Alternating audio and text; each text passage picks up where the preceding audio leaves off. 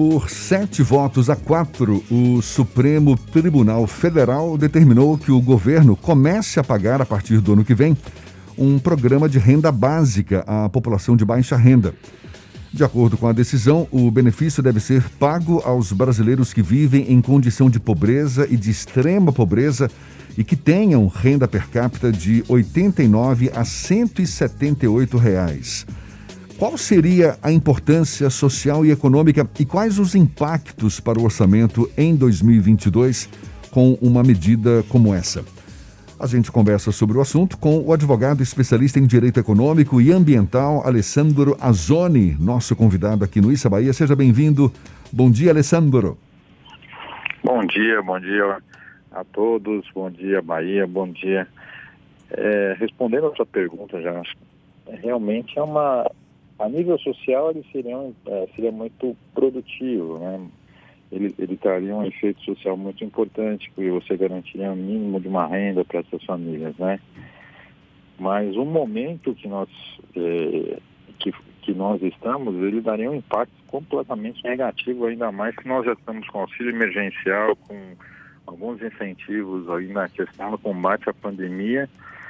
A projeção que fez o governo, mais ou menos, seria um impacto de 195 bilhões por ano. Então, quer dizer, dentro do orçamento, falando em reforma administrativa, corte de gastos, você pagando esse auxílio emergencial, ele teve que fazer corte praticamente em despesas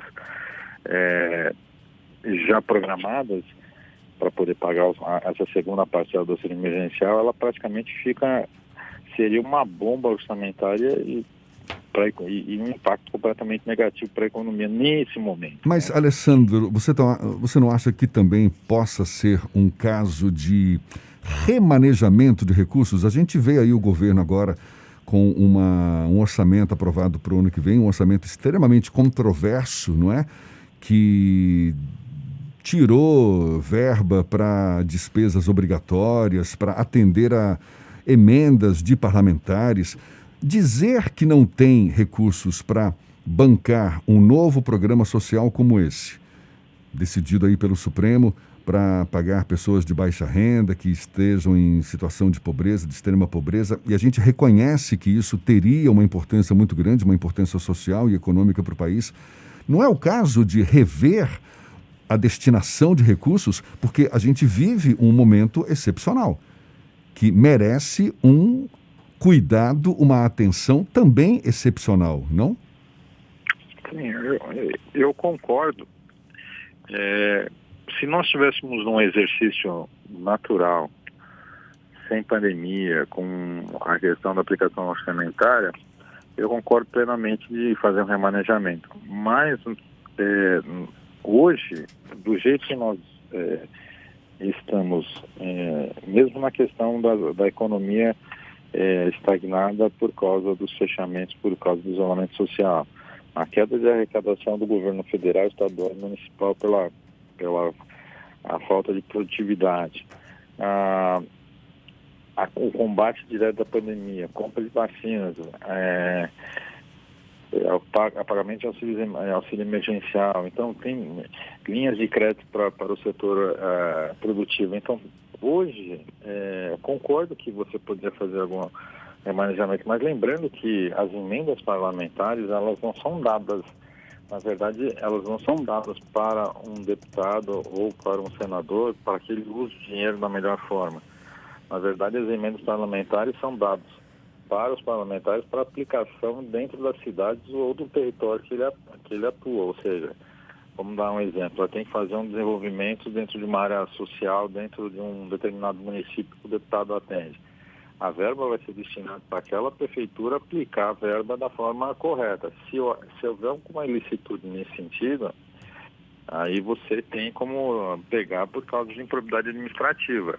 Mas os recursos das emendas parlamentares, elas são dadas para aplicação local e elas são para desenvolvimento regional. Então não é que é dado para um deputado ou para um senador para uso aleatório. Então, mas não necessariamente... Ela tem a sua finalidade social também. Né? Certo. Agora, a gente tem aí dados que revelam que essa pandemia agravou a situação social de grande parte dos brasileiros, com aumento da quantidade de pobres, de quem vive na miséria. O que fazer com esse segmento, com essa parte da população brasileira?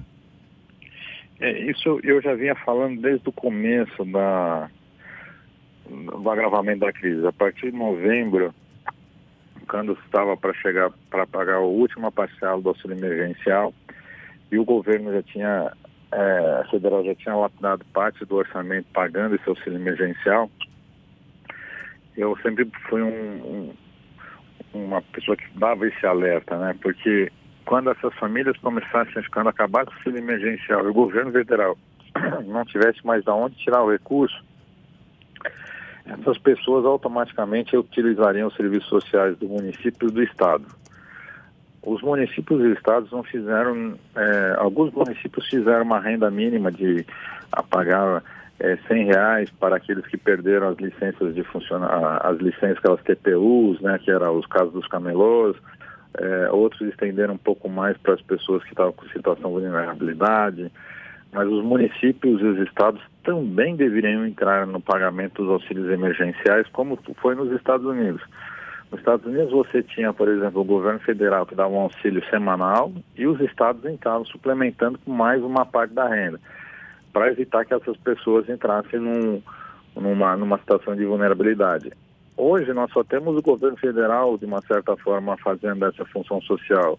E essas famílias que estão em situação de vulnerabilidade, que realmente aumentou a questão da pobreza, aumentou a questão da fome, a pessoa realmente não tem ela está numa questão de subsistência mesmo, vivendo de caridade de ONGs ou obras assistenciais.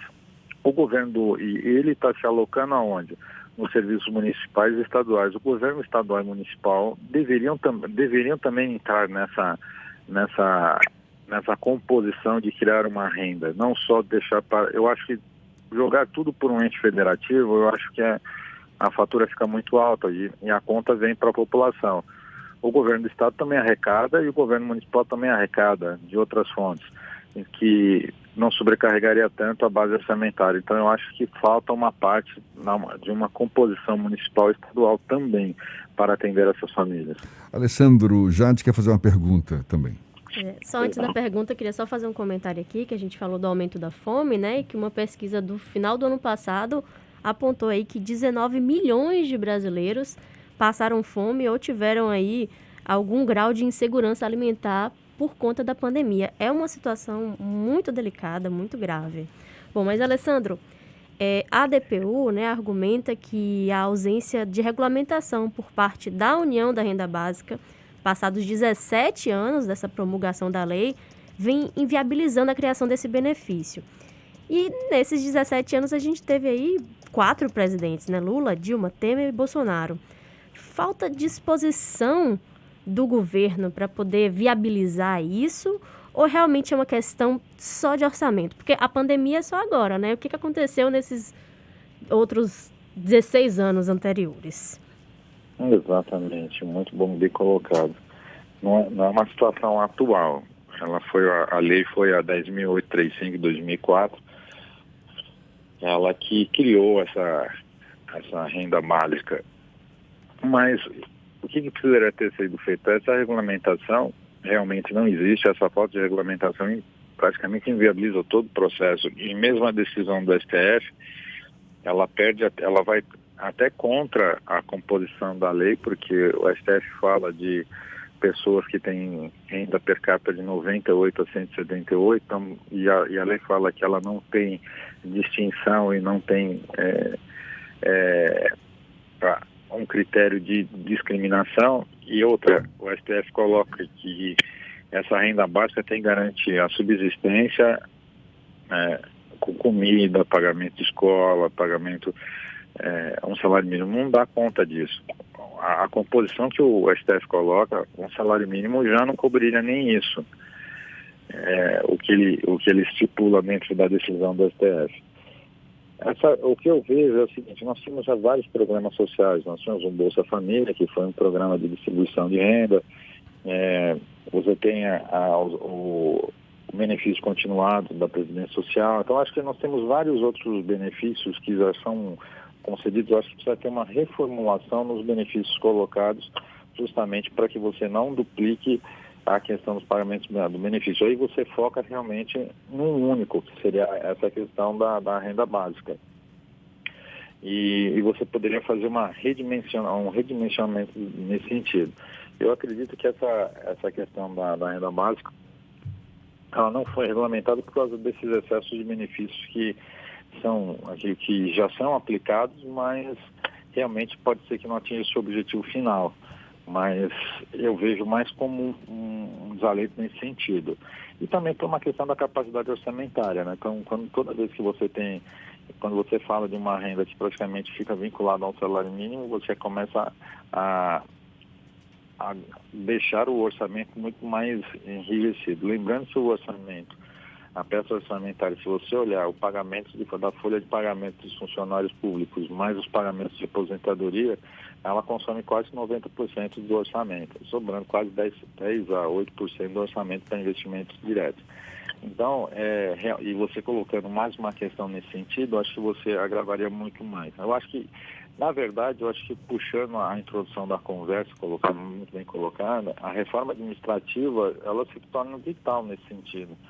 Eu acho que não só na composição da máquina federal, como isso deveria descer para os estados e municípios, mas também para que você tenha uma sobra orçamentária e reveja também essas questões das políticas sociais que são aplicadas. Não só se fala muito de deixar o auxílio emergencial definitivo, sendo que você tem a obrigação de criar uma renda básica, então você começa a ter uma série de conflitos nesse sentido. Eu acho que deveria, já que você tem uma lei instaurada, você regulamentar e realmente introduzir isso dentro de orçamento, revendo os benefícios. Aí logicamente, você extinguiria benefícios como Bolsa Família e outros tipos de distribuição de renda que o Brasil tem. Senão você teria uma duplicidade ou triplicidade de benefícios sendo pagos e aí onerando ainda mais o orçamento público. Entendi.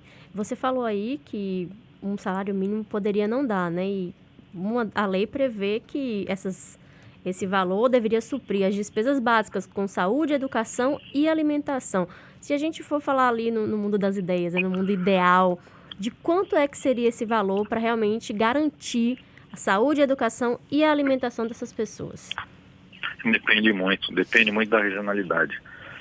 É que nem você falasse, a inflação foi de 4% ano passado. Depende onde você mora. Se você mora numa região mais distante dos centros, pode ser que essa inflação seja um pouco mais alta. Depende da sua renda. Se você for uma classe C e D, você pode ter uma determinada renda. Se você for D e E, você pode ter outra. Então, cada uma delas tem uma demanda regionalizada. Então, você determinar de uma forma linear uma renda, por exemplo, o meu orçamento é diferente do seu. Não é por causa do poder aquisitivo, é por causa da regionalidade onde nós estamos. Então, por exemplo, para eu ter uma renda básica em São Paulo, pode ser que o salário mínimo não chegue nem 1/3 do valor, mas pode ser que no interior do Mato Grosso, pode ser que um salário mínimo seja perfeito. Então, definir e fazer uma linearização desses valores é muito complicado você estabelecer isso em norma de lei. Então, eu acho que como economia e como economista, eu vejo que seria muito difícil você estabelecer um padrão mínimo. Porque nós sabemos que tem locais que você não tem um sistema de ensino, que somente tem um sistema público, e tem outros que o sistema público é ineficaz, você tem que colocar o particular. E, então, se você colocar já um sistema de ensino para a família, se diz respeito à pessoa que recebe ou para os filhos dessa família. Então, você precisa começar, essa regulamentação ela tem que ser muito cirúrgica para você não criar um rombo orçamentário e uma estagnação dessas famílias que recebem esse auxílio também. A gente está conversando aqui com o advogado Alessandro Azzoni, que é especialista em direito econômico, direito ambiental também. Azzoni, são vários os programas sociais do governo, aliás, não exclusivos desse governo, mas o Brasil já adotou vários programas de ajuda a essa população mais vulnerável. Agora, a sensação que a gente tem é que ano após ano, é uma batalha que o Brasil perde, não é? Essa batalha de tentar acabar com a pobreza, com a extrema pobreza aqui no Brasil.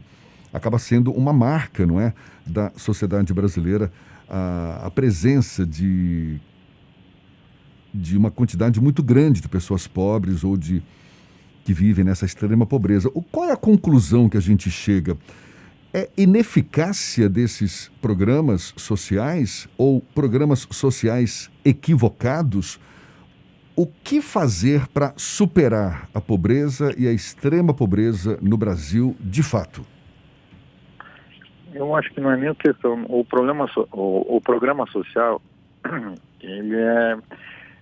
ele deve ser encarado como de uma maneira temporária. Lógico, tem pessoas em situação de rua, por exemplo, que você não tem como fazer uma recuperação delas. Então você teria que realmente acolher e tratá-los e sempre mantê-los assistidos. Mas a grande parte dessa população em situação vulnerável hoje, ela se agravou por causa de questão de desemprego. Eu acho que até o final do ano passado nós chegamos a 14 milhões de desempregados. E temos mais de 35 milhões de pessoas que estão numa situação de subemprego, ou seja, que estão com jornadas de trabalho inferior a 40 horas. Mas, somado a isso, temos os desalentados, então aqueles que têm capacidade de procurar emprego, mas desistiram de procurar emprego. Só aí nós já temos 5 milhões e 700 mil. Então, se você olhar nós temos que gerar emprego, nós temos que se tornar produtivos. O nosso potencial industrial nos anos 80 representava 35%, 38% do PIB. Hoje representa 11%, quase 10% do PIB. Nós estamos com um processo de desindustrialização e estamos vivendo exclusivamente de serviços. Então, eu acho que a retomada da economia com geração de postos de trabalho, requalificação dessas famílias e volta dessas pessoas, você garante a dignidade delas. Eu acho que a maior programa social seria a requalificação dessas pessoas e geração de empregos, porque ela se sente útil e ela consegue fazer parte, todas elas querem fazer parte do sistema, elas querem sair dessa situação de vulnerabilidade e a única forma de fazê-lo é você gerando emprego.